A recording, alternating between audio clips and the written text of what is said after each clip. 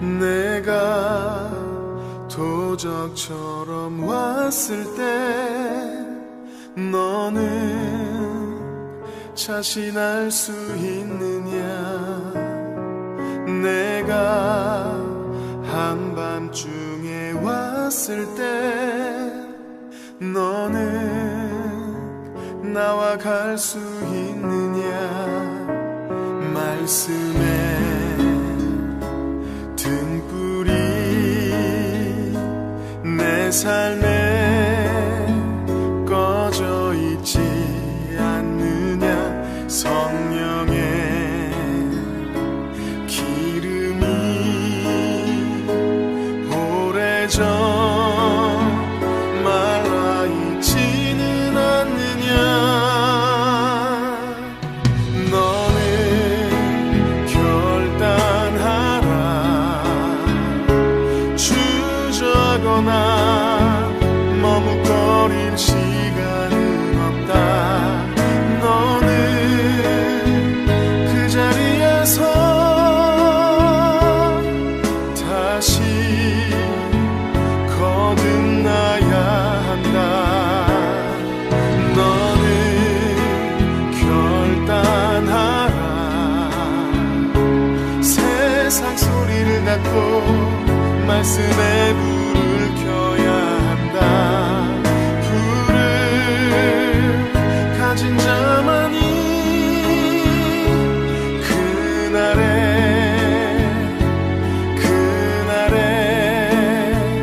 나와 간다.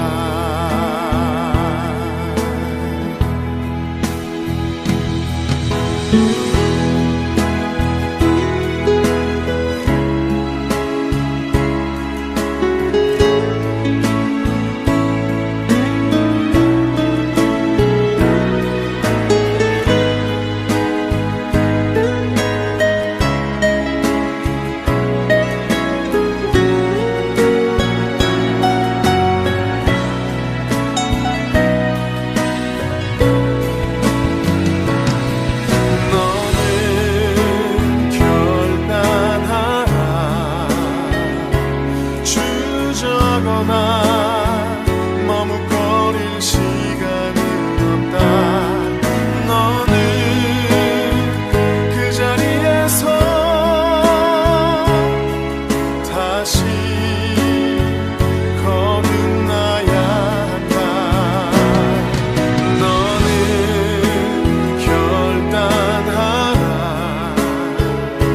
세상 소리를 닫고 말씀에 불을 켜야 한다. 불을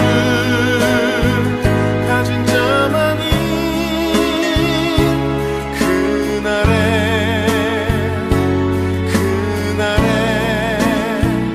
나와 간다.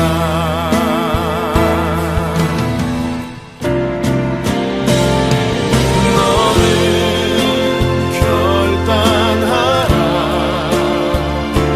주저거나 머뭇거릴 시간은 없다. 너는 그 자리에서 다시 거듭나야 한다. 너는 결단하라. 세상 소리를 닫고 말씀에 불을 켜야 한다. 불을 가진 자만이 그날에 나와 간다.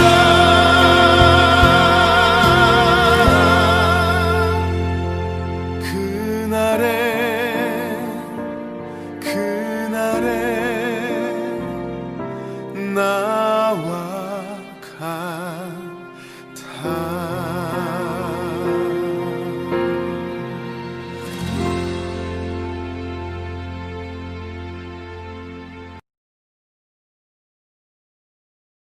고린도전서 7장 4절 말씀. 아내는 자기 몸을 주장하지 못하고 오직 그 남편이 하며 남편도 그와 같이 자기 몸을 주장하지 못하고 오직 그 아내가 하나니. 결혼이라는 얘기인데 결혼에 대한 이야기가 고린도전서 7장에 대한 이야기가 나오는데요. 그 중에서 결혼의 어떤 핵심, 결혼이라 하면 이런 거다라고 하는 결혼의 핵심이 나오는데 그게 바로 7장 4절입니다. 아내는 자기 몸을 주장하지 못하고 남편이 그 몸을 주장하게 되는 거고, 남편도 자기 몸을 자기가 주장하지 못하고 아내가 그 남편의 몸을 주장하게 된다. 이게 결혼이거든요. 결혼하기 전에는 어때요? 남자는 남자가 자기 몸을 주장하고, 결혼하기 전에는 여자가 자기 몸을 주장하잖아요. 근데 결혼하게 되면 뭐가 가장 많이 바뀌는 거예요? 남자의 몸이 여자가 주관하고 여자의 몸을 남자가 주관하는, 그게 이제 바뀌는 거죠. 그러면 어떻게 되는 거예요? 자기 몸이 자기를 위해서 있는 줄 알았더니 결혼하고 나니까 누구의 몸이 되더라? 상대방의 몸이 되더라. 그런 말이잖아요. 그죠? 그러니까 결혼이라고 하는 게 완전히 이제까지의 모든 삶을 바꾸는 행위죠. 그러니까 결혼이라는 게 사람이 누구를 만나느냐에 따라서 사람이 달라지는데, 그 누구를 만나느냐는 굉장히 중요한 겁니다. 왜냐하면 이제까지의 모든 인생을 완전히 바꿔가지고 인생을 다르게 살아가는 삶이 바로 결혼이기 때문에 그러는 거죠.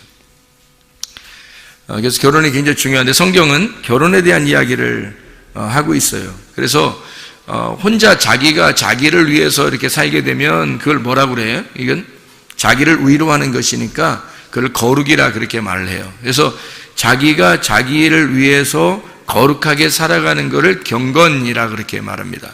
그럼 그 경건, 그 거룩이라는 건 뭘 통해서 오는가? 디모데전서 4장 5절에 보니까 말씀과 기도를 통해서 거룩해진다. 그것은 누구를 위한 거다? 자기를 위한 거다. 자기를 위한 거기 때문에 자기를 위로하기 위해서 있는 거죠. 자기를 위로해서 있는 거, 자기가 자기를 사랑하는 거, 이거를 뭐라고 그러냐면 성경에서는 거룩이라 이렇게 말하는 거예요.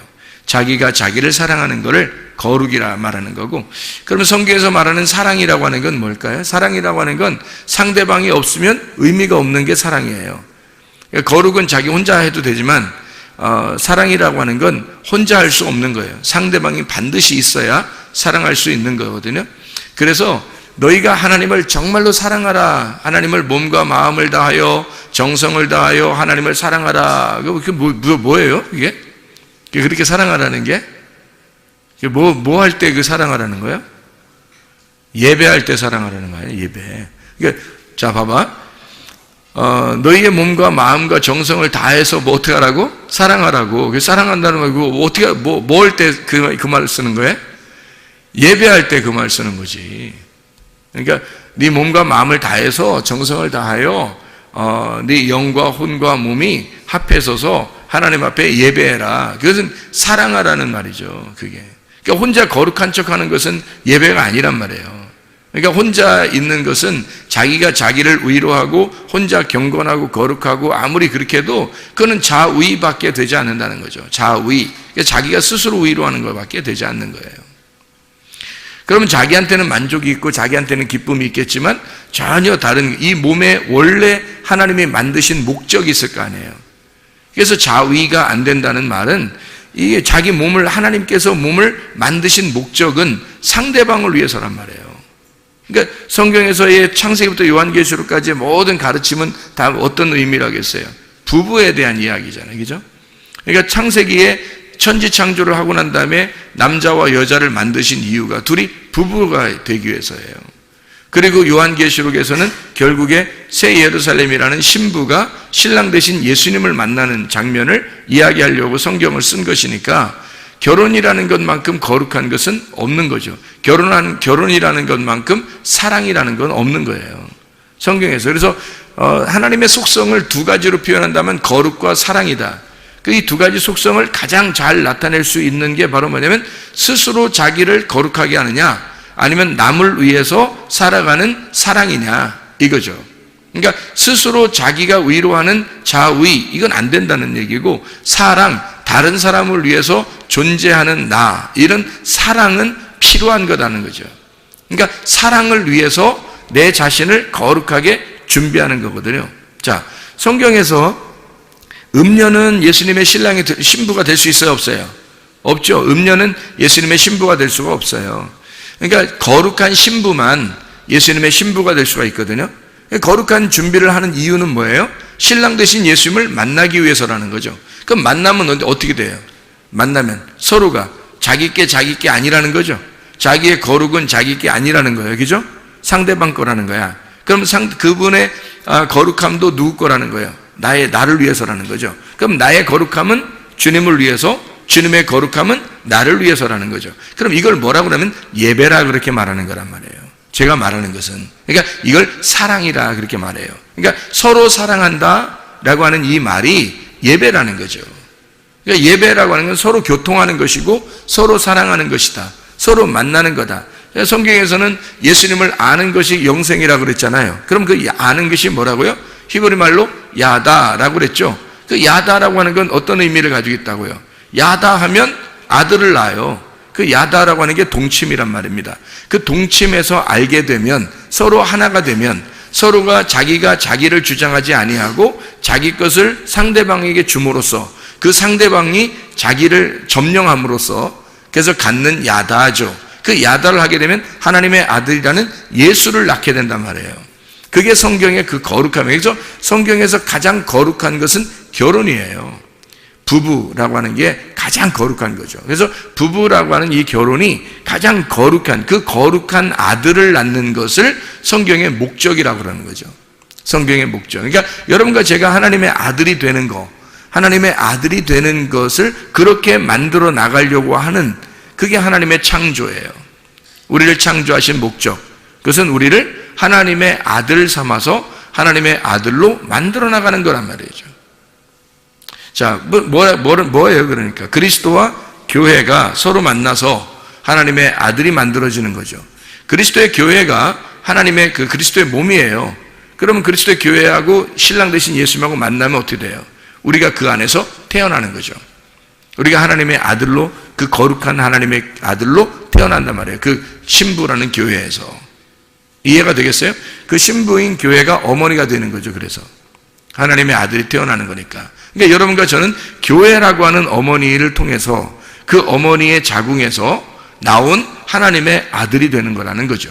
그러니까 교회가 얼마나 중요한 것이냐 하는 얘기입니다. 성경에서 그리스도와 교회를 빼놓고서는 성경이 이루어지질 못하죠. 신랑과 신부를 빼놓고서는 성경이 이루어지지 못하는 겁니다.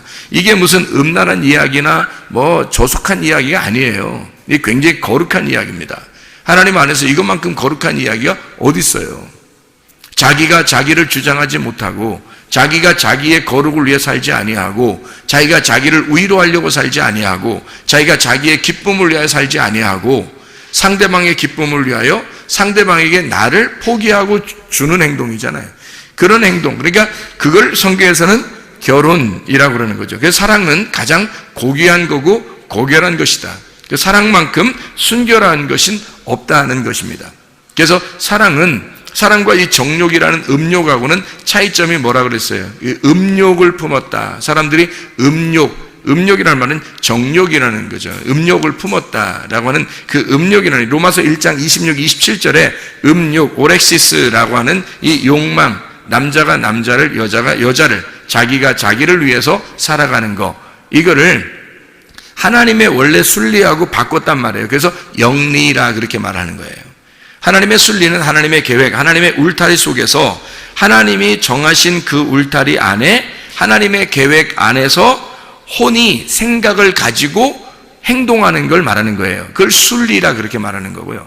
영리라고 하는 건 그냥 자연적으로 자기가 태어났으니까 본능에 충실하여 사는 거, 그냥 본능적으로 살아가는 거잖아요. 그걸 영리라 그렇게 말하는 겁니다. 그러니까 쟤는 이렇게 본능적으로 사냐, 애가. 그렇게 하는 건 영리로 사는 거예요. 그게 원래 자연스러움이 아니란 말이에요. 하나님의 그 자연스러움은 반드시 어떤 울타리를 쳐준단 말이에요. 울타리를 쳐주고 그 안에서 자유하라고 말하는 거죠. 그러니까 방탕과 자유는 차이가 있는 거죠. 사람들이 구분을 제대로 못하면 방탕과 자유가 구분이 안 되면 그냥 막 자유한 줄 아는데, 그게 아니고 방탕이라는 건 울타리가 없는 자유함이고, 자유는, 진정한 자유는 울타리가 있는 자유함이란 말이에요. 그래서 울타리가 있는 자유함은 반드시 어디서 나오냐면 진리 안에서 나오게 돼 있죠. 그러니까 진리가 있어야 그 안에 자유가 오니까 진리가 너희를 자유케 만든다 이렇게 말하는 거죠. 진리를 모르고서는 자유가 있을 수 없는 거죠. 진리를 모르는 상태에서는 다 방종이란 말이에요. 방탕함이란 말이에요. 이게. 그럼 우리는 이제 뭐를 설명하려고 하는 거냐면 이런 거예요. 음란이라는 게 사랑이라는 거하고 음란이라는 게 차이를 우리가 모르면, 이게 차이를 모르면 음란과 사랑이라는 게 거의 뭐 같은 것처럼 보이잖아요. 육체적으로 보면은. 그런데 결혼이라는 어떤 울타리를 통해서 그 안에서 사랑이라고 하는 걸 나눈다면 이거는 음란이 아니란 말이에요. 이건 더러움이 아니라고, 깨끗한 거라고요. 거룩한 거라고. 그런데 결혼을 벗어나서, 이것을 결혼이라는 울타리를 벗어나서 자기의 그 정욕, 자기의 사랑을 갖다 나누려고 한다면 그것은 음란이라고 이렇게 말하는 거예요. 더러움, 방탕이라고 말하는 거죠. 그러니까 이 울타리라는 진리가 굉장히 중요한 거죠, 우리에게는. 이 말씀이라는 그 진리 안에서 우리가 자유해야 된다는 그런 말이고, 그래서 사랑이라는 건 거룩하고 고귀하고 순결하고 울타리가 있는 자유지만, 음란이라는 음욕은 정욕적이고 더럽고 울타리가 없는 방탕을 의미하는 것이다. 이렇게 볼 수가 있는 거죠. 자, 우리가 그러면 이 사랑이라고 하는 걸 다시 한번 잘 생각해 봐요. 예배라고 하는 게 뭐라고요? 결국엔 사랑이라고요. 근데 그 사랑을 내가 나를 사랑하는 사랑이 아니라 내가 남을 사랑하는 사랑이 진짜 예배라는 얘기죠. 그러면 남을 사랑하는 게 신부가 사랑할 수 있는 대상이 누구밖에 없어요? 신랑밖에 없는 거예요. 신부는 신랑밖에 사랑할 수가 없어요. 신랑은요, 신부밖에 사랑할 수가 없거든요. 그래서 신부가 신랑을 사랑하고 신랑이 신부를 사랑하는 것이, 그것을 결혼이라, 예배라 그렇게 말하는 거랍니다. 그러니까 서로 사랑인데, 이 서로 사랑한다는 그 서로 사랑이라는 그 예배는, 그 사랑은 예배를 말한다. 신랑이 신부를, 신부가 신랑을 사랑하는 것을 말한다. 이것을 예배라 그런다. 그래서 이 사랑이라고 하는 단어를 성경에서는 아가페 사랑이라고 하는 말하고 필레오 사랑이라는 말을 썼어요. 그럼 아가페 사랑이라는 말하고 필레오라는 사랑은 사람들이 보통 어떻게 알고 있어요? 아가페 사랑은 일방적인 사랑을 말해요. 한 사람이 다른 사람을 일방적으로 사랑하는 걸 아가페 사랑이라고 말한다고 그러죠. 그래, 하나님의 사랑이라고 말해요. 그걸 그냥 혼자 있어도 사랑하는 그 사랑, 그냥 절대적인 사랑, 그게 이제 아가페 사랑이라고 그러는 거죠. 그럼 필레오 사랑은 어떤 사랑을 의미한다고 그래요? 서로 사랑을 의미한다고 그러죠. 그러면 이쪽에 사랑한다면 반드시 그 사랑을 받는 사랑, 사랑을 받으면 반드시 사랑을 해주는 사랑, 그래서 사랑을 받고 사랑을 해주는 그 사랑을 필레오 사랑이라 그렇게 말해요.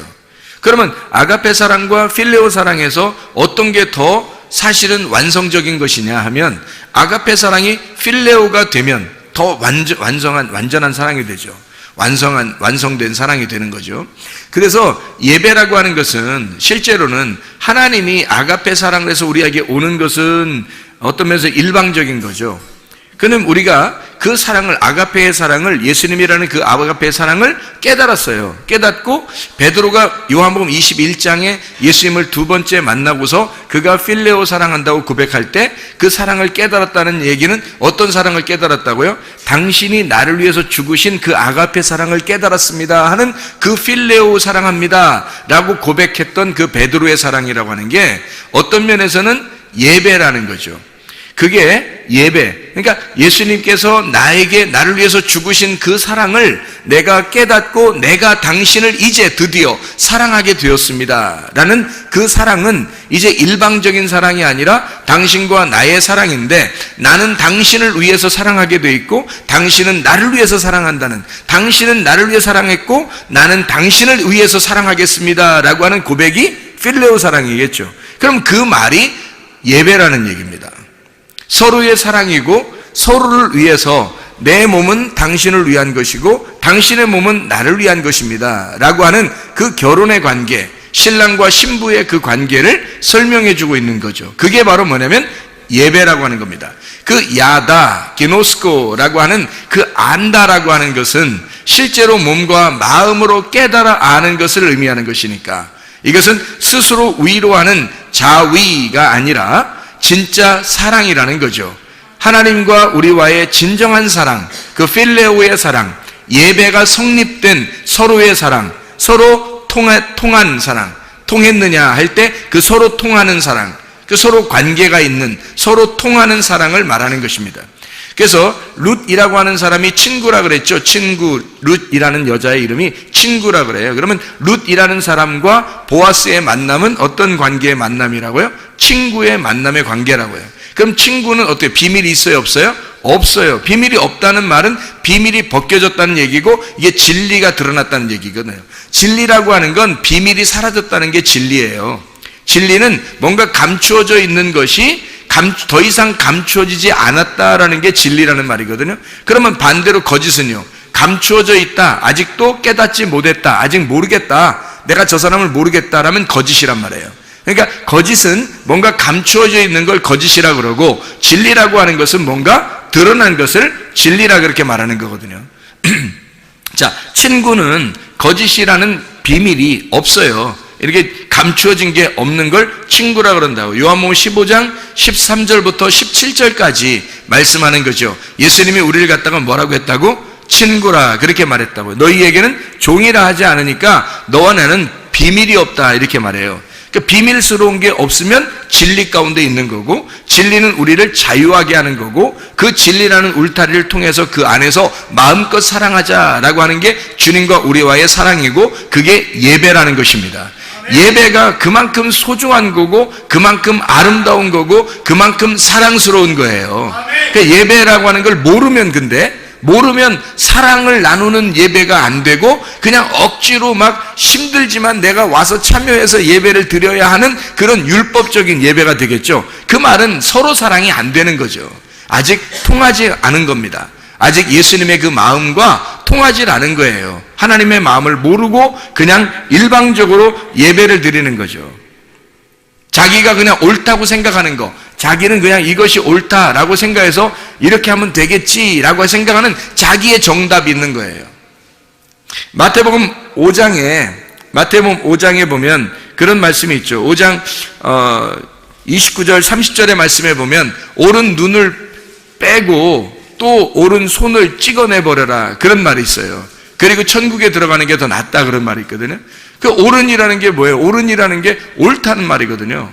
옳다는 말. 네가 옳다고 생각하는 거, 너의 율법, 너의 말씀, 네가 생각하는 진리, 네가 생각하는 거, 하나님이 생각하는 게 아니라 네가 생각하는 진리, 네가 생각하는 옳다는 율법, 네가 생각하는 계명, 네가 생각하는 거, 옳다고 생각하는 그거를 찍어내버려라는 거죠.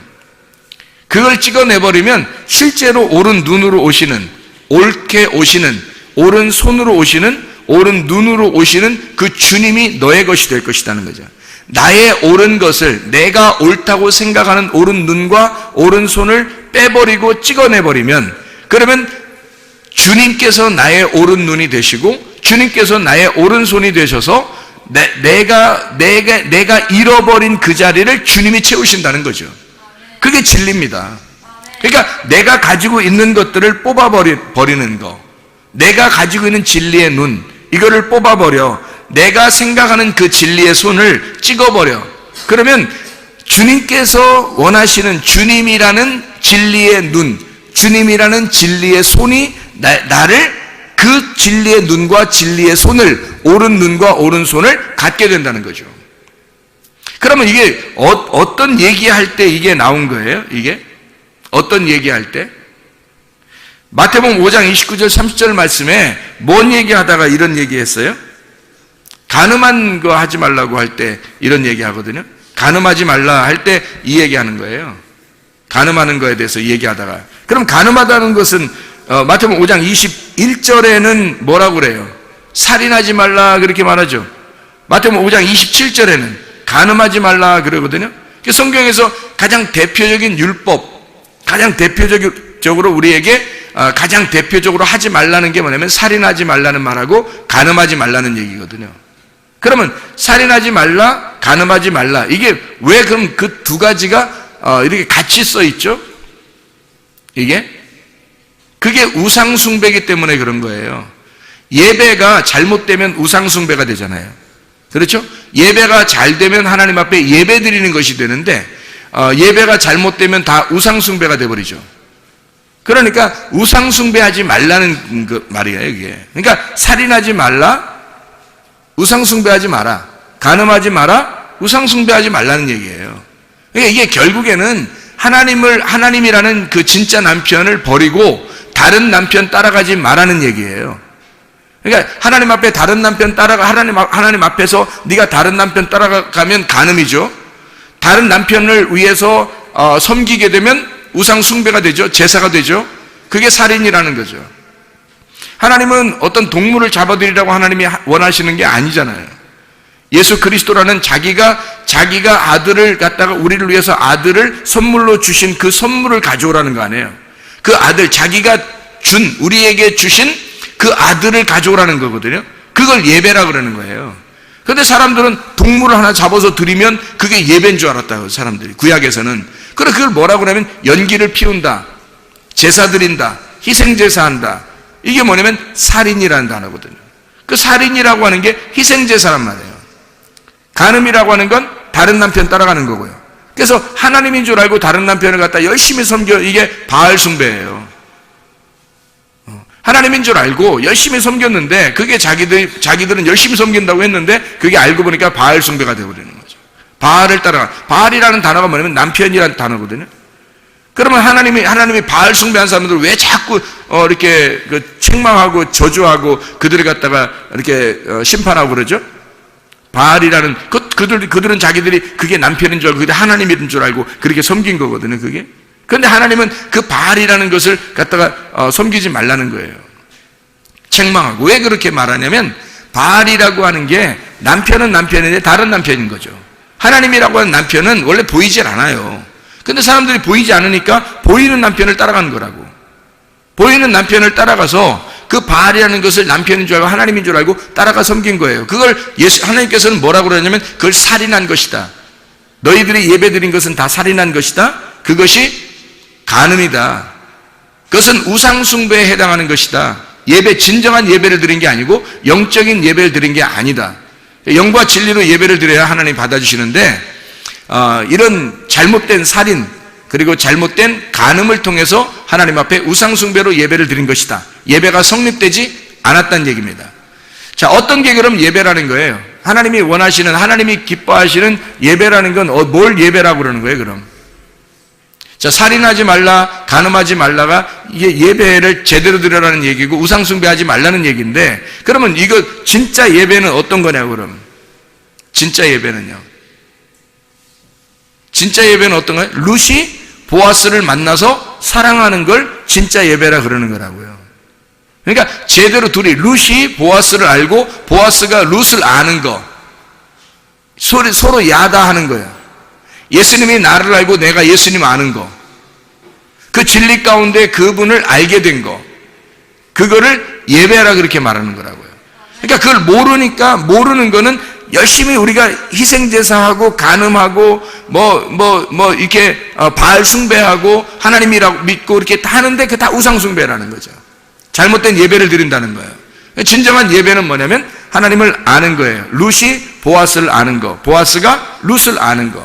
둘이 한 밭에서, 같은 밭에서 만나서 서로 사랑을 나누는, 서로 알게 된 것, 그것을 예배라 이렇게 말하는 거죠. 그러니까 예배라고 하는 것은 아주 단순합니다. 하나님을 아는 걸 예배라 그렇게 말하는 거예요. 하나님은 우리에게 자기를 알려주기를 원하시고, 하나님께서 우리를 잘 아시고 우리도 주님을 잘 알기를 원하셔요. 다시 말하면 둘이 사랑하기를 원하시는데, 하나님은 나를 위해서 자기 몸을 주시고요. 그러면 우리는 어떻게 돼요? 나는 하나님을 위해서 내 몸을 드려야 된다는 거죠. 자, 내 몸이 내 거가 아니라 누구 거라고요? 아내는 내 몸이 내 거가 아니라 누구 거예요? 남편 거라고요. 남편은 자기 몸이 자기 게 아니라 누구 거예요? 아내 거라고요. 그러면 그리스도께서는 나를 위해서, 그 신랑 되신 그리스도는 나를 위해서 자기 몸을 주셨고, 나는 내 몸을 누구를 위해서 드려야 돼요? 예, 그리스도를 위해서, 신랑 되신 그리스도를 위해서 내 몸을 드려야 된단 말이에요. 이거를 내 몸은 내가 주장하지 못하고 그리스도께서도 그리스도의 몸을 자기가 주장하지 못하는 거예요.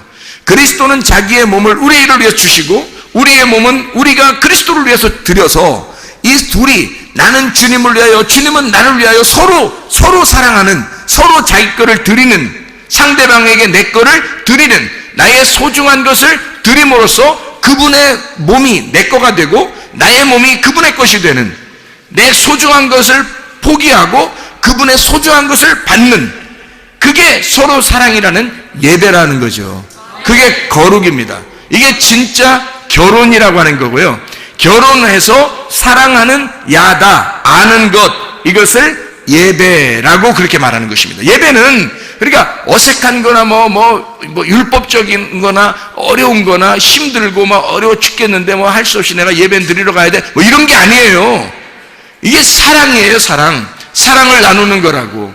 하나님의 말씀 안에서 그 말씀을 서로 먹는 시간, 주님에게 내 몸을 드리는 시간, 주님의 몸을 내가 받는 시간이란 말이에요. 서로 동침하는 시간이라고. 그게 서로 하나가 되는, 결혼하는, 서로가 자기의 몸을 자기가 주장하지 못하고 상대방이 주장하게 하는 그 시간이란 말이에요. 가장 아름다운 시간이겠죠. 가장 사랑스러운 시간이겠죠. 그게 예배라고요. 그게 성경에서 말하는 예배의 정확한 표현이라고요. 제가 알기로는 이게 성경에서의 예배의 가장 정확한 표현인 것 같아요. 고린도전서 7장 3절부터 9절까지의 말씀입니다. 그래서 얘기해요. 서로 사랑하는, 자기가 자기를 사랑하는 게 아니라 상대방을 위하여 자기를 드리는 사랑, 이게 진정한 사랑이다 라고 하는 것을 우리에게 말하고 있는 거죠. 고린도전서 10장 1절부터 22절까지의 말씀을 여러분 이렇게 보면요, 고린도전서 10장 1절부터 22절까지의 말씀에 보면 거기에 홍해 바다를 건너는 침례가 나오고요, 영적 음식, 신령한 음식을 먹는다는 말이 나오고, 영적 음료, 신령한 음료를 먹는다는 말이 나와요. 이게 다 뭐냐면 성경에서 여기 고린도전서 10장에 1절부터 22절까지의 말씀은 다 같이 우상을 얘기하는 겁니다. 너희가 신령한 음식을 먹고 신령한 음료를 마시고 그리고 이 침례를 너희가 받았다 할지라도 그것은 다 무슨 행위냐면 외적인 우상 숭배라는 겁니다. 그거는 형상이라는 거죠. 우상이라는 겁니다. 형상. 그건 하나의 그림자예요. 그림자라고 하는 이 형상은 세메이온이라고 그래요. 이거 표적이라고 그럽니다. 사람들이 기적을 따르고 이적을 따르고 어떤 표적을 따른다는 그 표적을 통해서 하나님은 반드시 뭔가를 가르쳐 주려고 그러는 거예요. 예를 들어서 소경의 눈을 떴어요. 그러면 소경의 눈이 뜬 것은 뭐를 설명해 주게 한 것 같아요. 여러분이 성경에서 보면 반드시 진리의 눈이 가려졌던 것이 진리가 열어졌다는 것을 알려주려고 하는 거거든요. 그러니까 율법의 눈이 너희가 가려져 있어. 그래서 너희가 껍데기만 보고 있는데 이 껍질이 벗겨져 눈이 열려져. 사도 바울이 사울이었을 때 그가 눈이 가려져 있었는데 예수를 만나니까 눈꺼풀이 벗겨지는 것처럼 이렇게 진리의 눈이 열려지는 거, 이게 소경의 눈을 띄워주고 하시는 주님의 마음입니다. 그 말씀이거든요. 이것은 그러니까 소경을 눈을 뜨게 한다는 건 뭐예요? 그거는 진짜 진리를 보게 하는 거예요? 아니면 그거를 알려주는, 이런 것이 있다고 알려주는 세메이온, 어떤 표적이에요. 표적이라고요. 그래서 기적을, 예수님이 가는 곳마다 기적을 일으키고 표적을 일으킨 이유는 바로 그걸 통해서 진리의 말씀을 설명하고자 한 것이었습니다. 근데 사람들은 그 표적을 따라요. 그 세메이온을 따라간다고요. 그게 바로 뭐냐면 손가락과 같은 거거든요. 세메이온이라는 건 손가락과 같은 거예요. 꽃을 이렇게 지시할 때, 이게 지적할 때 내가 손가락으로 이게 꽃을 이렇게 지적하잖아요. 그러면 이 손가락을 사람들이 쳐다보면 되겠어요? 손가락이 지시하는 꽃을 쳐다봐야 되겠죠. 꽃을 쳐다봐야 되는데 손가락을 보고 있다고 사람들이. 자, 태양이 있는 것은 손가락과 같은 거거든요. 태양이 있는 것은 빛이 있다는 걸 알려주려고 그러는데 태양만 사람들이 아주 좋아한단 말이에요. 그러면 태양 숭배가 되는 거예요. 그러니까 손가락으로 꽃을 가리켰는데 꽃을 쳐다봐야 되는데 이 손가락을 바라보면 손가락 우상이 되는 거란 말이에요. 이게 여러분, 여기에 목사를 세워놨어요. 목사를 바라보고서 구원받는 게 아니거든요. 목사를 통해서 누굴 쳐다보라는 거예요? 이 손가락이라는 목살을 통해서 누구를 바라보라고요? 실체이신 예수님을 만나라고 그러는 거거든요. 예수님을 쳐다보라고 중간에 손가락을 둔 거예요. 손가락으로 가리키는 거거든. 그게 손가락 같은 게 그림자 세메이온이에요. 저도 여러분 앞에 서 있는 표적이라고요, 이게. 그러니까 표적을 따라가거나 표적을 믿거나 하는 게 아니라고요. 표적을 통해서 반드시 실체를 만나야 된다고요. 태양을 통해서 빛을 만나야 되는 것처럼 세메이온이라고 하는 이 그림자, 다시 말하면 광야에서 사람들이 신령한 음료를 마셨어요. 침례를 받았어요. 홍해바다를 건넜어요. 그리고 막 40년 동안이나 계속 내려오는 만나를 먹었어요. 그리고 신령한 음료를 또 막 마셨어요. 그렇게 하면서도 그들은 광야에서 다 죽었어요. 왜? 성경에서는 고린도전서 10장의 1절부터 4절에 계속 1절부터 22절까지 설명해서 왜 그런 이야기를 하나요? 이 표적을 통해서 그들이 표적을 맛보았지만 그러나 광야에서 다 죽었다. 너희들에게 이것이 본보기가 되어서 우리에게 와 있다는 거예요. 그래서 이 본보기에 대한 이야기를 하면서 나중에 뭐라고 얘기하냐면 고린도전서 10장 1절부터 22절까지 쭉 이렇게 설명하면서요, 뭘 설명하냐면 너희가 우상을 따랐다는 거예요. 그게 형상을 따라갔다는 거예요. 세메이온을 따라갔다는 거예요. 그림자를 따라갔다는 거예요. 그 표식을 따라갔다는 거예요. 그렇게 하는 것 자체가 주의 만찬도 마찬가지라는 겁니다. 주의 만찬도 떡과 포도주를 먹으면서 이게 무슨 예수님의 살이요 예수님의 피다 그러면서 그걸 갖다 먹고 마시면서 그렇게 먹고 마셨으니까 나는 주님과 함께 있겠지라고 하는 그렇게 생각하는 사람들도 있다는 거죠. 그게 아니라는 겁니다. 다시 말하면 그것도 역시 손가락에 불과하다. 그것도 태양에 불과하다. 그거 역시도 우상에 불과하다는 겁니다. 자, 생각해 보세요. 빛이신 그리스도를, 그 실체를 알아야, 그 실체를 만나야 그 목적을 가지고 성경을 써놨는데 이 성경책이 거룩한 줄 알고 성경책만 바라보고 살면 되겠느냐 이거죠. 안 됩니다. 성경책이 우리에게 있는 것은 무엇을 가리켜서 그 가리키는 손가락을 보고 살게 하는 것이 아니라 이걸 통해서 실제로 이 안내문, 여기 있는 제품 설명서죠. 이게 이 성경책이 제품 설명서와 같은 거예요. 근데 그 제품을 갖다 사용해야지 설명서만 쳐다보고 살면 되겠습니까? 말이 안 되죠. 이게 설명서라고요. 하나님을 만나서 어떻게 살아야 되는지에 대한 설명서란 말이에요. 그러니까 하나님 만나는 게 훨씬 더 중요한 거죠. 그게 실체지. 우리는 어떤 우상을 숭배하는 그런 예배를 드리는 사람들이 얼마나 많은가. 실제로 주님 만나는 것이 아니라 주님과 사랑을 나눠야 되는데 주님과 사랑을 나누려고 하는 게 아니라 뭔가 이상하다 이 말이에요. 뭔가 다른 걸 자꾸 표적을 따르고 기적을 따르고 손가락만 쳐다보고 앉아있다는 거죠. 그게 이상하다는 거죠. 진짜를 못 만났다는 거죠. 자, 생각해 보세요. 하나님이 어떤 형상을 가지고 있어요? 안 가지고 있어요? 안 가지고 있어요. 하나님의 형상이 없단 말이에요. 하나님은 영이고 진리이기 때문에 형상이 없어요. 하나님의 모양이 없으니까, 그런 형상이 없으니까 누가 내려왔어요? 하나님이라는 분을 있다고 알려주려고 누가 내려왔어요? 예수님이 내려왔다고요. 예수님이 내려왔는데 예수님은 누구의 형상이에요? 하나님의 형상이라고. 하나님의 형상이 예수님이라고요. 그러니까 이 형상은 때려 부셔야 돼, 안 부셔야 돼? 때려 부셔야 되죠. 그래서 예수님이 십자가 못 박혀 죽는 거예요. 자기 형상은 깨져야 되니까. 형상은 깨지고 누구를 설명하는 거예요? 하나님이라는 영, 보이지 않는 하나님이라는 영을 설명하는 거예요. 그리스도가 이 땅에 오신 것은 하나님 아버지를 설명하려고 오신 형상이란 말입니다. 우리는 그리스도가 부활하셨죠. 근데 그 부활하신 그리스도의 형상이 누구냐면 우리란 말이에요. 그러니까 우리를 통해서 누가 드러나야 되겠어요? 그리스도가 드러나야 되는 거죠. 우리는 그리스도의 형상이니까 그리스도를 나타내려고 나를 통해서, 나라는 우상을 통해서 그리스도라는 실제를 만나게 하려고 나라는 우상을 세우는 거죠. 우리라는 형상을, 그림자를 세우는 것은 진짜 그리스도를 만나게 하기 위한 겁니다. 그렇죠? 그러면 그리스도를 만나는 실체를 만나도록 하셔야지 자기를 갖다가 만나게 하면 안 되는 거죠.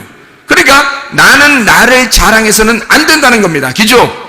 그러니까 나라고 하는 건 누구를 위해 존재한다? 그리스도를 위해서 존재한다. 그리스도는 누구를 위해 존재한다? 하나님을 위해서 존재한다. 그리스도가 하나님을 위해서 존재하기 때문에 빌립보서 2장 5절부터 11절까지 말씀에 자기를 십자가에 죽기까지 복종하셨다 그러는 거예요.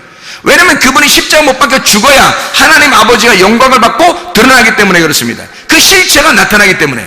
왜냐하면 그분이 육체라고 하는 인간의 몸으로 오셔가지고 그분이 죽으셔서 부활하신 하나님이 되셔야 진짜 하나님을 알 수 있거든 우리가.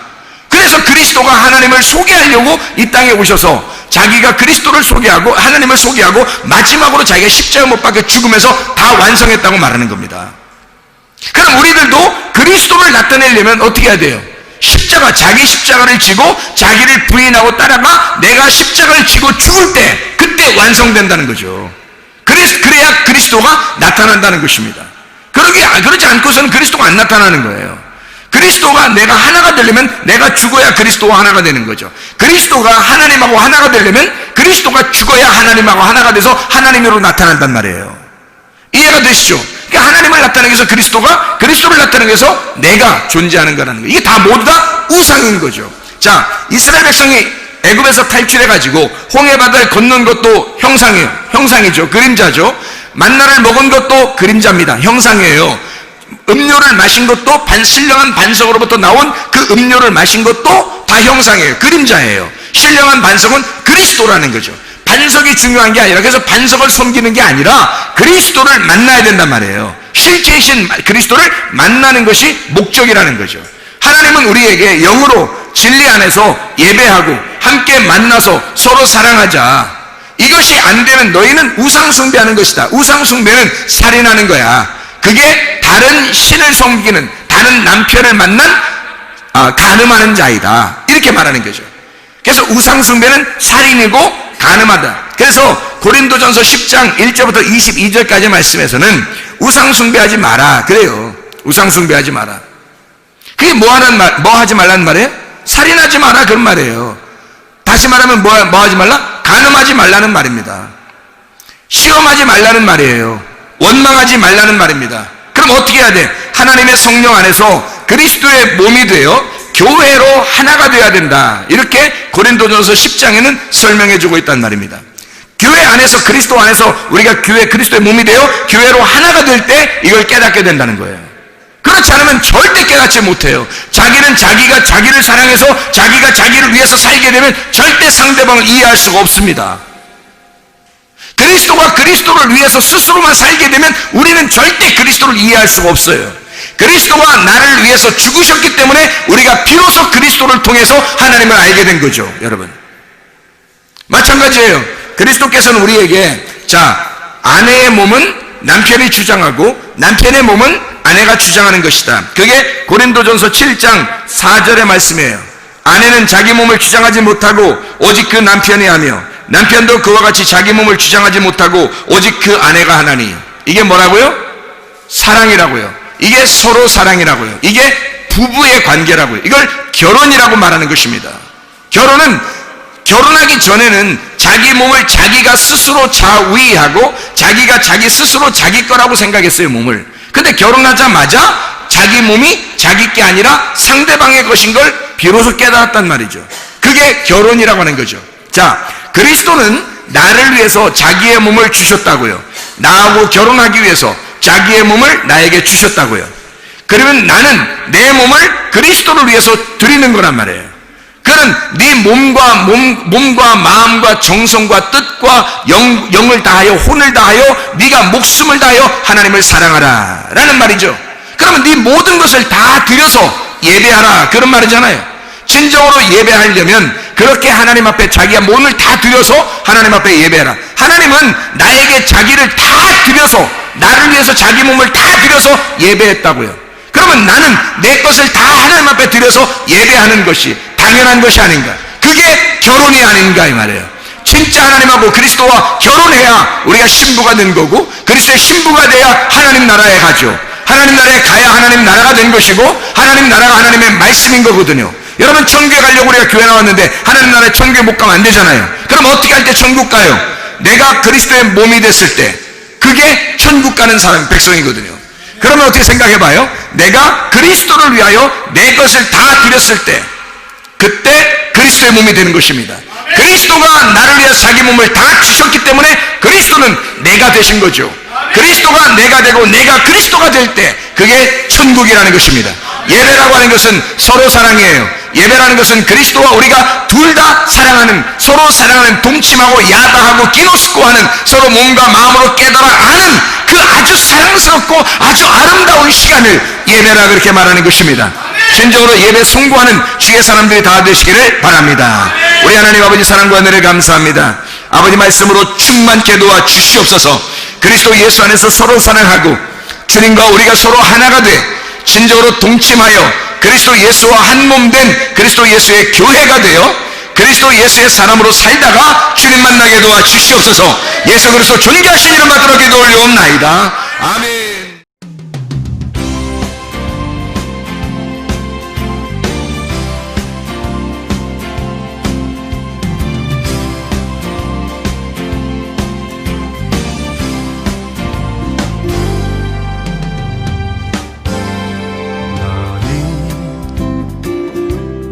너머로 뻗은 나무 가지에 푸른 열매처럼 하나님의 귀한 축복이 삶에 가득히 넘쳐날 거야.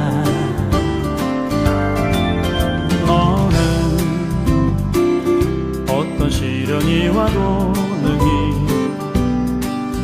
이겨낸 강한 발이 있어. 전능하신 하나님께서 너와 언제나 함께 하시니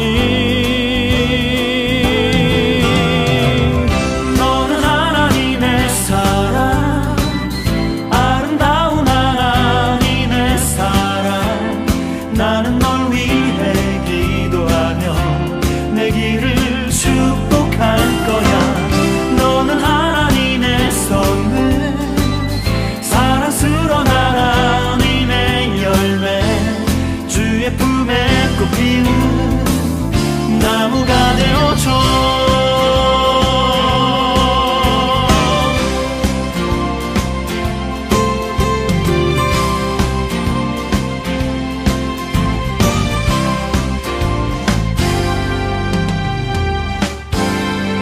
너는 담장 너머로 뻗은 나무 가지에 푸른 열매처럼 하나님의 귀한 축복이 삶에 가득히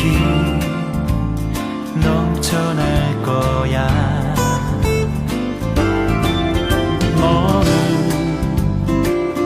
어떤 시련이 와도 능히 이겨낸 강한 발이 있어. 전능하신 하나님께서 너와 언제나 함께 하시니